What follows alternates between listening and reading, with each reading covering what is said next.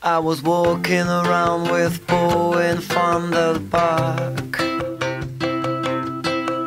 trying to blow away the clouds so dark, wishing a warming wind. Ça met la pression tout de suite là. Alors je vais essayer de ne pas crier parce que j'ai pas l'habitude. J'ai une voix qui porte malgré ma toute petite taille. Donc si je parle trop fort, vous me dites comme ça. Alors j'ai la difficile mission de vous tenir en haleine avant le repas. Merci Yves, j'apprécie énormément. Mais d'habitude c'est plutôt après le déjeuner et la mission c'est de vous réveiller. Donc là ça va être un exercice un petit peu plus, on va dire un petit peu plus excitant puisque je ne la connais pas. Alors, juste avant de commencer, ne vous frottez pas les yeux, l'image est volontairement floue, mais qui parmi vous connaît le eye tracking? Si vous pouvez lever la main. Ouais, super. Là, c'est moi qui vous applaudis parce que, en général, dans un auditoire, j'ai pas autant. Là, je suis à peu près à 75-80% de personnes qui connaissent déjà le eye tracking. Maintenant, on va aller un petit peu plus loin. Parmi ceux qui connaissent, quels sont ceux qui utilisent déjà ou qui ont fait utiliser? Ah, voilà, ça c'est un petit peu moins bien, puisque là, on est autour de moins de 10%. Alors maintenant, parmi ceux qui connaissent, qui ont utilisé, quels sont ceux qui ont déjà été cobayes? Ok, c'est à peu près la même population. Eh bien, en fait, donc si on résume, ici on est dans un auditoire qui est assez spécifique, on est sur 80%, donc une population assez large. 80% des personnes connaissent déjà, ont déjà entendu parler de eye tracking, mais seuls 10% l'utilisent. Pourquoi? On va essayer de voir tout à l'heure. Sachez que, par comparaison, en Angleterre, en Allemagne, il y a, pareil, à peu près 80%, 90% des gens qui connaissent le eye tracking. En termes de taux d'utilisation, en revanche, on est de l'ordre de 50%. Donc il y a un gap qu'on va essayer de combler aujourd'hui. Et bien sûr, je vous inviterai à venir cet après-midi sur le stand de eye tracking. Alors, je vais commencer par des choses qui sont assez basiques, qui sont celles-ci. Ce que vous voyez à l'écran, c'est ce que percevrait le cerveau lorsque mon regard ne s'arrête pas. Je suis dans la rue, je regarde la télé, je suis en train de faire la cuisine, je lis en même temps, je joue avec les enfants. Si je ne m'arrête pas, voilà ce que perçoit le cerveau. Et de temps en temps, lorsque je m'arrête, pourquoi je m'arrête, on verra tout à l'heure, mais lorsque je m'arrête, mon cerveau a le temps de décrypter un certain nombre d'informations. Et ce sont juste les deux notions que je voulais définir ici, la notion de fixation et la notion de saccade. D'accord ? Le cerveau a le temps d'intégrer une information lors des fixations, et il a été démontré que lors des saccades, le cerveau n'est pas en mesure de traiter l'information de façon aussi efficace, et donc on suppose que lors des saccades, voilà ce que percevrait le cerveau. Alors bien sûr, lors des saccades, parce qu'on a une certaine culture, parce que ça fait depuis quelques dizaines d'années qu'on existe, ou quelques mois qu'on existe, on va aller combler ce qui nous manque, et on va aller, entre deux fixations, faire des interpolations. On n'est pas totalement inconscient pendant ces moments-là. Mais c'est quoi une fixation? Je vous ai parlé de temps en temps. Donc ce tableau, je l'ai pris à partir d'une étude qui a été faite une trentaine d'années sur de la lecture. Et vous donne une idée de ce que c'est que la durée d'une fixation. Une fixation, ça va de, on va dire, 200 millisecondes à 500 millisecondes. Ça veut dire quoi? Ça veut dire que pendant une seconde, lorsque vous êtes en train de lire un journal tranquillement sur votre canapé ou dans le métro ou dans le train, vous allez avoir 5 points d'appui, 5 points de fixation pour prendre l'information. Alors que si vous êtes en train de faire une saisie au clavier, avoir la souris, en train de faire autre chose en même temps, en tout cas qui nécessite une certaine mobilisation des muscles, il va falloir beaucoup plus de temps, pratiquement 2 fois, voire 3 fois plus de temps. Alors bien sûr, il s'agit de moyennes ici. D'autres personnes sont capables de lire beaucoup plus rapidement et d'autres personnes, pour plein de raisons, ont besoin de beaucoup plus de temps pour intégrer l'information. Mais ce qui est important ici, c'est de noter que c'est très court, parce que j'ai envie de vous demander, ne serait-ce que sur les 5 dernières secondes, qu'est-ce que vous avez regardé ? Est-ce que vous vous êtes souvenu? Est-ce que vous vous souvenez? Oui, parce que je vous ai pointé le doigt sur silent reading et sur typing. Il y a 1 minute, il y a 2 minutes, il y a 3 minutes, il y a 5 minutes, il y a 1 heure. Eh bien, c'est là en fait que l'eye tracking est intéressant parce que je reviens au fait du test utilisateur. Si vous posez la question par rapport à un site internet, si vous posez la question à votre utilisateur, qu'est-ce que vous avez fait? Souvenez-vous de ce que vous avez fait. Il va vous dire de ce dont il se souvient et pas forcément ce qui l'a motivé visuellement pour faire ce qu'il a fait. Alors, je ne dis pas que c'est pas bien. Je dis que c'est juste une partie qui est juste la partie mémorisation et ce dont il se souvient et ce qui l'a marqué. Alors que l'eye tracking, en fait, vous apporte, on va dire, les 98 autres pourcents du stimulus visuel qui ont conduit à l'acte d'achat, qui ont conduit donc à une action, à une décision. Alors j'aime bien cette image parce que y a quand même une hypothèse qui est très forte dans le eye tracking, je défends ma paroisse, qui est que le regard est le premier sens de l'être humain. On est d'accord ou on n'est pas d'accord. Dans une boulangerie, j'aurais tendance à dire qu'on n'est pas d'accord, puisque l'odorat est probablement beaucoup plus percutant. Je sens du pain frais, j'ai envie d'acheter du pain frais. Ce n'est pas forcément la vision du pain frais qui va me faire acheter le pain. Mais ici, on part de cette hypothèse qui est très forte, mais qui est a priori relativement reconnue, que le regard est un des facteurs d'influence sur la décision d'achat, ou sur un acte en tout cas, sur une décision.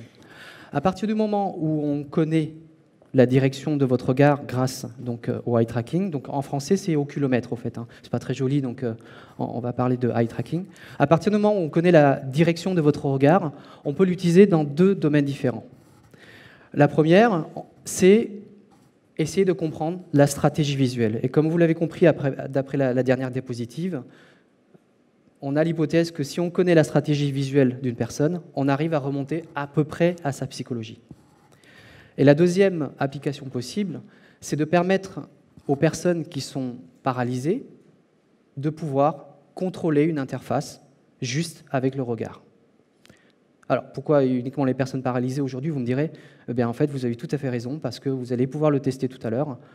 Nous, tout un chacun, on va pouvoir à l'avenir contrôler Windows, Apple ou n'importe quoi, jouer à des jeux vidéo avec le regard. J'en dis pas plus puisque vous allez pouvoir le tester. Je reviens un petit peu sur ce que c'est que le eye tracking. C'est juste une diapositive ici qui vous montre que c'est très vieux le eye tracking. Ça a plus de 100 ans, on n'a rien inventé. Ce qui est nouveau, c'est qu'à partir des années 50, avec l'introduction de l'électronique et de la miniaturisation des appareils infrarouges et toute la partie optique, il a été possible de développer des appareils qui fonctionnent sur une méthode qu'on appelle de réflexion pupillo-cornéenne. Ouais, ça fait toujours un succès. En fait, c'est très simple. Il y a des émetteurs infrarouges qui créent une espèce de boîte cubique dans les trois directions, ça fait à peu près 40 cm. Lorsque la tête baigne dans ce cube, seuls vos yeux, à savoir exactement votre cornée et vos pupilles, reflètent ce champ infrarouge. Et c'est à l'aide d'un modèle mathématique et donc de cette mesure qui est vraiment biologique, à l'aide de ces deux informations, qu'on va pouvoir remonter à peu près à 3-4 mm près sur un écran, là où vous êtes en train de regarder. Donc il ne s'agit pas d'une simple webcam, comme certains d'entre vous m'ont posé la question, il s'agit vraiment d'une technologie qui est basée sur l'infrarouge et sur une connaissance en fait, de la biologique de l'œil et donc de l'humain. Deux types de eye trackers aujourd'hui sont commercialisés sur le marché. En haut, vous avez ce qu'on appelle les eye trackers tête portée, head mounted pour ceux qui connaissent. C'est-à-dire que là, dans ce cas-là, la personne porte une paire de lunettes et l'intérêt, c'est qu'elle peut se balader dans un magasin, savoir si la promo de moins 50% vous a attiré, ou est-ce que c'est la tête de gondole, ou au contraire, finalement, vous êtes hyper concentré sur votre liste de courses et vous faites vraiment vos achats. Ou bien vous avez une deuxième catégorie qu'on appelle donc, les eye trackers tête libre, donc remote, en anglais remote eye tracker. Et là, dans ces cas-là, le sujet ne porte rien sur la tête. C'est-à-dire que si vous portez des lentilles ou une paire de lunettes, vous continuez à les porter. Il n'y a pas de contact entre le eye tracker et le répondant. Alors, je suis obligé de parler de Toby, hein. Il y a une slide, je vous promets. Et elle est marrante, cette diapositive, parce qu'il n'y a que des chiffres.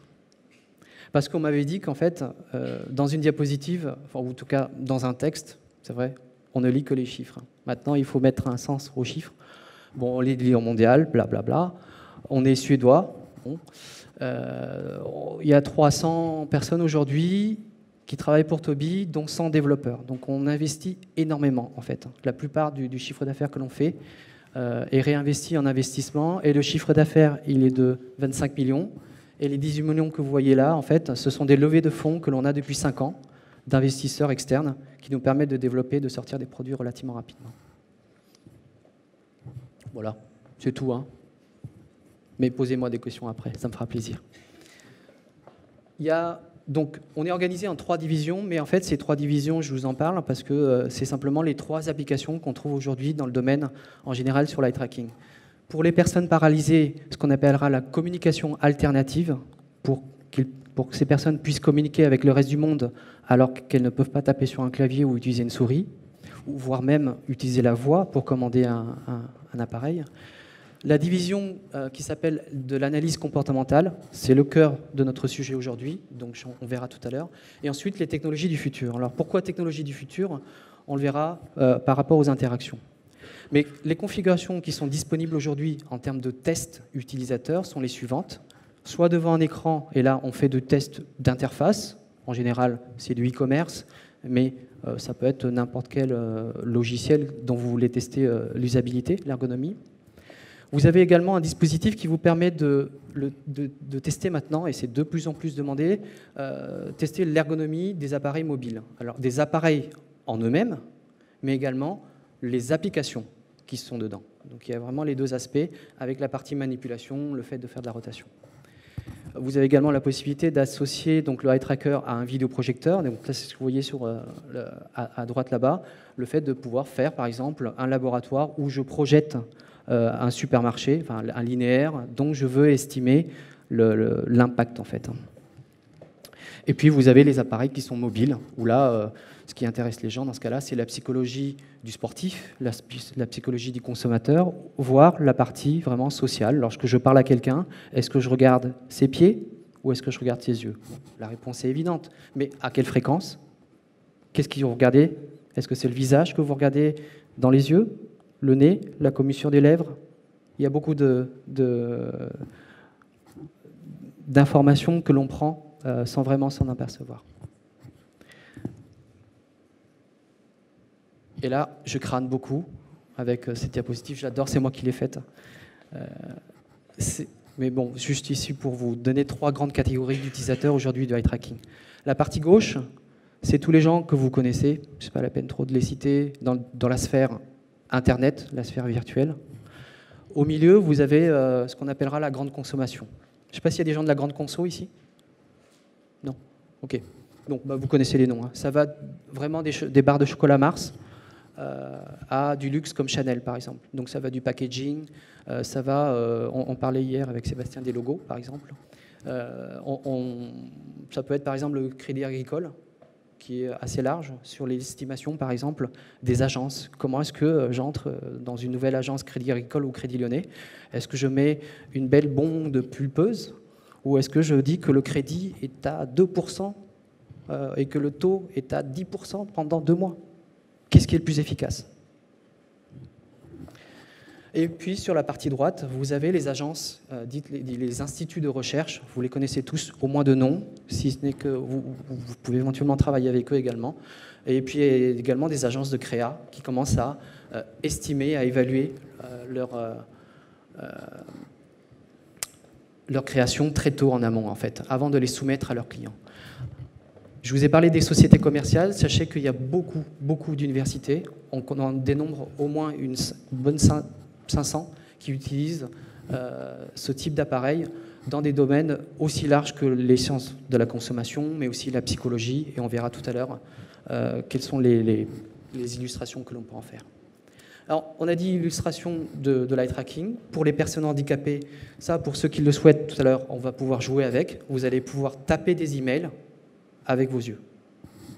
Ça fait mal avec les yeux. Et puis, il y a, alors je suis désolé pour la qualité, mais pour ceux qui connaissent, c'est un FPS, je ne sais plus si c'est Doom ou Half-Life ou un truc comme ça. Je vais mettre un petit peu de son, mais même si, peu importe, bon, on n'entend pas. Les petits points bleus que vous voyez, en fait, c'est le regard du joueur. Et chaque fois qu'il voit un monstre, il cligne des yeux et il tue le monstre. Ça fait vraiment les yeux revolver. Hein. Vous ne me croyez pas? Vous allez pouvoir jouer tout à l'heure. Alors, peut-être pas celui-ci, mais c'est un peu le principe. Alors, qu'est-ce qu'il y a d'autre comme application demain? Demain, vous allez aller sur des kiosques. Aujourd'hui, vous avez du tactile. Vous avez du tactile, ce n'est pas toujours très propre. Vous allez devoir commander des billets. Demain, en fait, juste avec le regard, vous allez pouvoir sélectionner les billets que vous voulez acheter, les produits que vous voulez acheter, cligner des yeux et vous les achetez. Qu'est-ce que vous allez pouvoir faire également? Ah oui, non, mais vous devez me prendre pour un fou, en fait. Hein. Vous allez pouvoir tester tout à l'heure. Qu'est-ce que vous allez également pouvoir faire? Vous allez également pouvoir utiliser un laptop, ici. On a sorti le premier laptop au monde, c'est un prototype, hein, avec Lenovo, donc ex-IBM, avec du eye tracking dedans. Et on estime qu'à horizon de 2, 3, 4 ans, vous allez pouvoir acheter ça chez les grands distributeurs. Donc pour nous, c'est déjà aujourd'hui. On est sur une phase de prototypage. Ça n'est plus un concept, c'est du prototypage.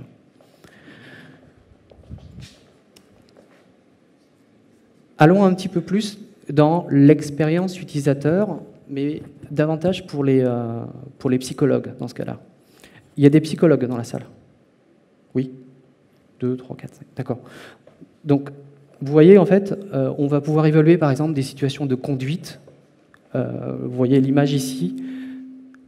C'est, par exemple, lorsque je suis en train de traverser la rue, qu'est-ce que je regarde? Je regarde les voitures, je regarde ce qui bouge. Alors que sur l'image de droite que vous voyez là, c'est un conducteur. Et vous voyez que ce qu'on appelle la carte de chaleur, c'est-à-dire la dispersion de son regard, est beaucoup plus large, parce que quand on conduit, on regarde les piétons, les autres voisins, son angle mort et un certain nombre d'informations, en fait. Bon, c'est un peu la palisse, ce que je vous raconte, mais encore faut-il le prouver. Et c'est là que le eye tracker, en fait, est intéressant. Qu'est-ce que je peux vous dire? En haut à droite, par exemple, ce sont des tests qu'on est en train de construire, notamment ici en France, avec l'hôpital Robert Debré et Necker, sur le diagnostic précoce de l'autisme. Alors pourquoi est-ce qu'on veut diagnostiquer de manière précoce l'autisme? Tout simplement parce qu'aujourd'hui en France, lorsque une famille est confrontée à ce genre de situation, il faut attendre l'âge de 7, 8, 9 ans, voire plus, pour que les médecins puissent vous mettre un nom sur ce déficit de l'attention en fait, de l'enfant. Vous imaginez la détresse, vous imaginez aussi, surtout la perte de temps, parce que l'enfant autiste est capable d'apprendre. Encore faut-il que le matériel pédagogique lui soit adapté. Et là, vous voyez, par exemple, en haut à gauche, on dispose en fait d'une vidéo et on demande à un enfant de regarder une conversation. Un enfant supposé normal, alors bien sûr, je ne parle pas de tests qui sont exclusifs, hein, il s'agit de batteries de tests, dont le eye tracking fait partie. Eh bien, l'enfant normal est capable de basculer de gauche à droite, de droite à gauche, selon que c'est l'interlocutrice de gauche ou de droite qui parle. Alors que sur l'image de droite, vous avez en fait des centres d'attention qui sont complètement disparates. Et pour ceux qui ont déjà eu l'occasion de travailler en fait dans ce milieu-là, vous savez, enfin, les enfants autistes ne vous regarderont jamais dans les yeux. Le contact visuel, eye contact, n'existe que très peu avec ces enfants-là. En tout cas, lorsqu'il n'y a pas assez de familiarité. Et c'est justement ce qu'on essaie de reproduire. Alors, je sens déjà vos regards de me dire, mais c'est bon Antoine, c'est pas la peine qu'on fasse du eye tracking là, sur l'image en haut à droite. Là. Oh, pas besoin de dépenser des sous pour ça. Oui, mais bon, le problème c'est qu'on ne peut pas toujours faire ça dans toutes les pubs. Bon, là c'est un peu évident, mais ce qui intéresse surtout les gens, c'est le temps que je vais passer selon les centres d'attention. Et il se trouve que la petite marque que vous voyez en bas à droite, elle est quand même visualisée. Puis d'autres personnes sont relativement pressées et regardent quand même l'horloge qui est au fond. Hein. Vous remarquerez. Alors c'est fait sur une petite dizaine de personnes. Statistiquement, il faudrait encore peut-être 10 petites personnes, mais disons que c'est ce genre d'informations que l'on essaie de retirer, parce que si vous posez la question à l'homme de la rue en disant « Qu'est-ce que vous avez regardé ?»« Oh, bah, moi j'ai regardé votre marque. Je peux avoir le cadeau ?»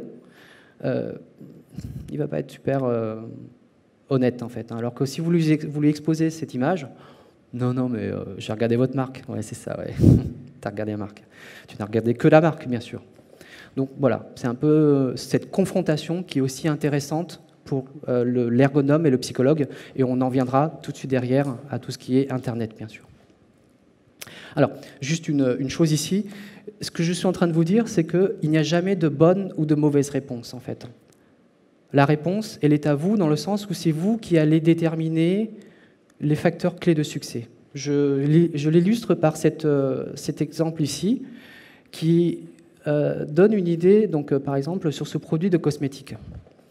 Deux configurations. Je ne sais pas si vous voyez, c'est relativement subtil. Sur l'image de gauche, la jeune fille regarde le produit, alors que sur l'image de droite, la jeune fille vous regarde. C'est quoi la différence? La différence, et vous le voyez sur la carte de chaleur ici, c'est que lorsque je regarde un visage, et c'est très souvent le point d'entrée dans une image, sur un site web ou n'importe quoi, les visages sont forcément plus attracteurs que les textes. Je vais regarder la jeune fille, et comme la jeune fille regarde un produit, eh ben je fais un espèce de triangle et je regarde le produit. C'est un peu comme quand vous passez sous un immeuble, il y en a un qui fait ça, vous vous arrêtez et vous refaites ça.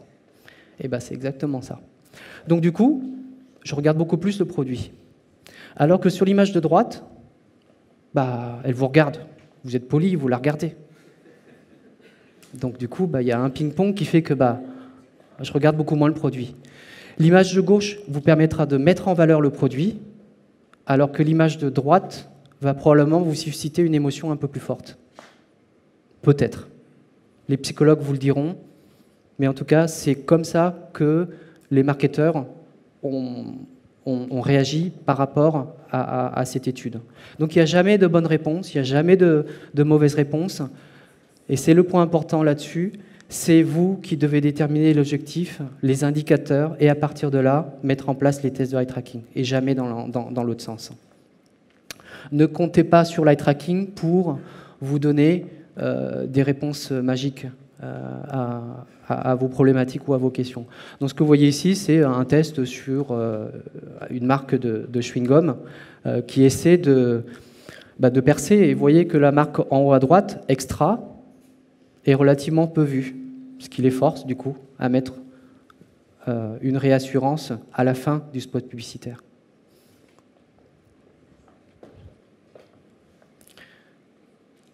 Test de mailing, je vais me permettre de passer et aller directement sur les tests de shopper. Je suis dans un supermarché, qu'est-ce qui m'a attiré? Et ce que vous voyez là, donc, cette fois-ci, c'est utilisé avec la paire de lunettes. Chaque point vert que vous voyez, ce sont les points de mesure de son regard. Alors, ça fait un petit peu le mal de mer. Hein. Alors, bien sûr, on a tous les outils qui sont derrière qui permettent de traiter cette information, mais déjà, rien que qualitativement, ethnographiquement, on va pouvoir avoir une information. Vous voyez, il a regardé la promo. 40 € les Pringles? C'est quoi cette histoire? Non, ce sont des couronnes suédoises. Et donc, on dispose d'outils qui permettent de remapper cette information qui est très, très floue quelque part sur du bling-bling comme ça, mais également la possibilité de découper en sous-zones et d'avoir des informations quantitatives, statistiques qui sont beaucoup plus interprétables, qui sont par exemple le temps de découverte, ce qu'on appelle le temps de première fixation, ou bien le temps que vous allez passer par zone. Et appliqué à l'ergonomie web, ça pourrait donner ça. Sur un site de e-commerce, Pixmania, donc un de nos clients, va pouvoir essayer de comprendre si sur une fiche produit, est-ce que je vais mettre la promo juste en bas du prix, ou à quel endroit, à quel moment est-ce que je vais mettre le prix? Quel est le parcours du regard? Mais passons sur un cas pratique, puisque Yves a eu la gentillesse de me fournir donc, un cas d'étude, mais qui est ici purement illustratif, sur le site de donc, le domaine d'eau, pour ceux qui connaissent. Moi, je ne connaissais pas. Donc, on a pris 4 participants. C'est loin d'être suffisant, mais comme je vous disais, c'est illustratif. Mais on a pu mettre en place, dérouler toute la méthodologie, c'est-à-dire qu'on a essayé donc, de mettre en place un nombre de missions, Ne jamais faire un test de eye tracking en disant « Tiens, prends le clavier, la souris et vas-y, démerde-toi ». C'est bien, non directif, mais un peu difficile à gérer en fait, en termes d'interprétation. Alors que là, on s'est donné en fait un certain nombre de missions. Les objectifs, ce serait de comprendre l'ergonomie générale du site, enfin, de quoi il relève en fait sur ce site-là. Et avec des missions précises aussi, afin de les évaluer, parce que sur chacun de vos sites, il y a des missions que vous savez critiques. Critiques dans le sens où ils sont apporteurs d'argent, critiques ou parce que vous avez un taux de rebond qui est extrêmement élevé et vous voulez comprendre pourquoi. Et théoriquement, dans un dernier temps, et là je n'ai pas eu l'occasion de parler avec les concepteurs du site, c'est de définir un certain nombre d'indicateurs métriques fixes qui vont me dire, voilà, à partir de, on va dire, d'un temps de découverte, s'il met plus de 30 secondes pour trouver le mot-clé un tel, c'est pas bon. D'accord ? Donc je vous donne un exemple, j'ai pas eu l'occasion de le faire, mais ça, il faut impérativement que vous le fassiez avant un test eye tracking. Avoir une idée en tête et le eye tracking, ainsi que d'autres tests, vont vous permettre d'infirmer ou de confirmer des hypothèses. C'est une approche qui est totalement scientifique en fait, à la condition que vous ayez mis en place cette méthodologie. Donc je vous préviens, je n'ai pas eu le temps de le faire, mais en tout cas c'est théoriquement ce qu'il aurait fallu faire. Donc je vais vous montrer le parcours d'une personne et on pourra gloser dessus. J'espère que ça passe la vidéo. C'est pas évident. J'ai l'impression que ça passe pas. Super. Tourne ton écran ? Non, j'ai éteint l'écran ici justement pour, en espérant que... Bon, tu vas le voir cet après-midi. Vous comprenez le problème ? La vidéo ne sort pas vers le projecteur. Donc, c'est ballot, hein. vous avez des pauses longues qui sont organisées dans l'après-midi. Ouais. J'ai fait des captures d'écran du coup. Donc pour ceux qui veulent voir la vidéo du comportement, donc voilà un petit peu le truc bling bling qu'on appelle la carte de chaleur, que je hais parce que pendant ces dernières années, il y a beaucoup de gens qui ont vendu des études, qui ont tiré des conclusions uniquement à partir de ça, sans mettre en place une certaine méthodologie. C'est très bien, c'est super illustratif, c'est bien lorsque vous avez déjà une idée en tête. Attention, ne me faites pas dire ce que je n'ai pas dit. Ce que j'essaie de combattre, c'est de dire qu'à partir de ça seul, je peux tirer des conclusions. Non. À partir de ça, je peux tirer des conclusions si j'ai formulé des hypothèses et qu'après 2 ou 3 itérations, j'ai réussi à valider ou à infirmer ces hypothèses. D'accord ? Ça peut être un outil puissant, mais il faut savoir le maîtriser. Ça peut être aussi un outil extrêmement puissant en termes de communication. Mais ça, c'est autre chose. 4. C'est ridiculement... je vous donnerai des ordres de grandeur sur combien de personnes est-ce qu'il faudrait utiliser. Donc, je suis désolé, on va passer assez rapidement. Du coup, à la lumière des 4 utilisateurs qui sont passés, j'ai vu qu'il y avait des problèmes, on va dire.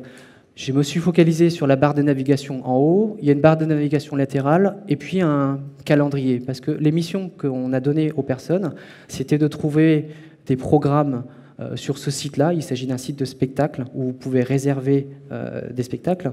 Et donc, on voulait savoir comment est-ce que la personne se débrouillait. Et on a tiré à partir de ces 4 personnes, mais là, je prends beaucoup de pincettes, ce sont 4 personnes, d'accord ? Et j'ai eu 20 minutes pour le faire, puisque normalement, un ergonome mettrait au moins 1 jour ou 2 jours à confirmer et à infirmer, d'accord ?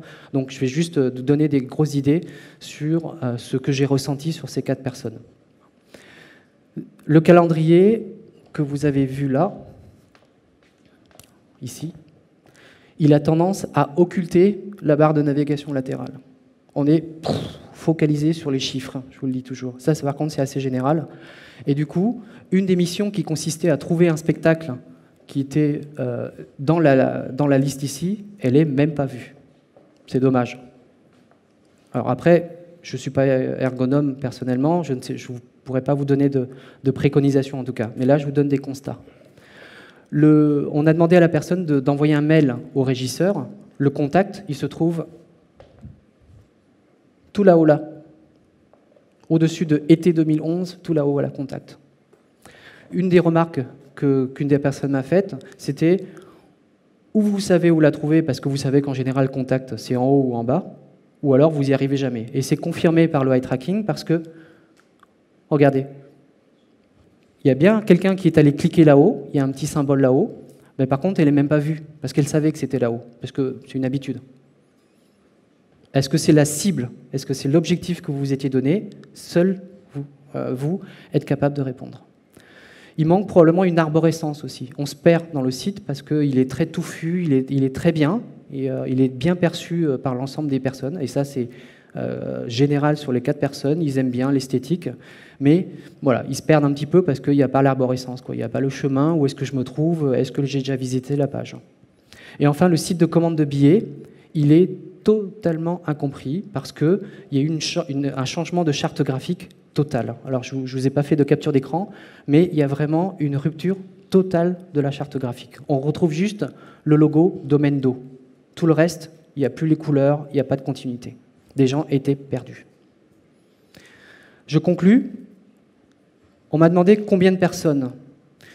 Alors ça, c'est des études Nielsen qui disent que, vous voyez, sur une courbe de Pareto de ce type-là, attention, sur un segment qui est relativement homogène, d'accord, vous ne prenez pas quelqu'un de 5 ans et quelqu'un de 95 ans. Donc, prenez un segment qui est relativement homogène. Ce qu'il dit, c'est que 5-6 personnes permettent de détecter à peu près déjà 80% des problèmes d'ergonomie d'un site. Nous, on dit, dans la pratique, il faut bien entre 10 et 15 personnes. Parce qu'il y a toujours des gens qui n'ont pas compris votre mission, ou il y a toujours des problèmes techniques, connexion Internet qui ne marche pas. Enfin bon. Donc vous risquez de perdre quand même pas mal de personnes. Oui, et le titre. Je sens que vous allez déjà arriver tout à l'heure, certains d'entre vous vont me dire, mais bon sang, combien ça coûte? Mais vous ne le direz pas encore, mais si je vous le dis là. Mais ce qui est important surtout, je n'ai pas eu le temps de traduire la diapositive, mais c'est extrêmement important de construire la méthodologie. C'est vraiment le message que j'aimerais que vous reteniez ici. Je défends ma paroisse qui est que j'aimerais que vous utilisez le eye tracking, mais il faut toujours l'utiliser à bon escient. Pourquoi? Parce que, vous voyez, en termes d'investissement, ce que ça représente. Si vous achetez, on est autour de 30 000 euros. Mettez en relation par rapport au prix que coûte une campagne publicitaire. Un site web relativement conséquent, 30 000 euros, c'est pas si énorme que ça, surtout si vous menez plusieurs projets en parallèle. Une location, en revanche, on est autour de 3 000 euros par mois. Et on est capable également de vous fournir un accompagnement qui est de l'ordre de 8 000 euros. Et là, on mène l'étude pour vous, mais surtout, on vous transfère la compétence. Donc, ce n'est pas juste de la prestation itérative, ce n'est pas notre objectif. Notre objectif, c'est d'éduquer, entre guillemets, de structurer le marché du eye tracking. Et vraiment la fin cette fois-ci, et c'est ce sur quoi j'insistais tout à l'heure, la méthode de eye tracking est une méthode qui vient en complément des tests utilisateurs. C'est en fait un test utilisateur. J'ai eu une discussion il y a 2 semaines ou peut-être une semaine sur un blog avec une personne qui était absolument contre le eye tracking, en disant mais non, c'est complètement fou, c'est complètement faux, c'est lourd, c'est pas du tout des tests utilisateurs. Si, le eye tracking vous apporte la partie non déclarative, non verbale, alors que les autres tests vont vous apporter un autre éclairage du test utilisateur, c'est tout. Il faut juste savoir l'utiliser. Et donc, il faut savoir définir des objectifs. À partir des objectifs, se définir des scénarios. Et à partir d'un scénario, recruter les bonnes personnes, faire passer la passation, le terrain, extraire les données, analyser et, comme tout processus scientifique, itérer. Non, ça finit pas bien. Donc, ah oui, oh. Allez, juste comme ça, des images que je passe. Vous avez des questions? J'ai fini.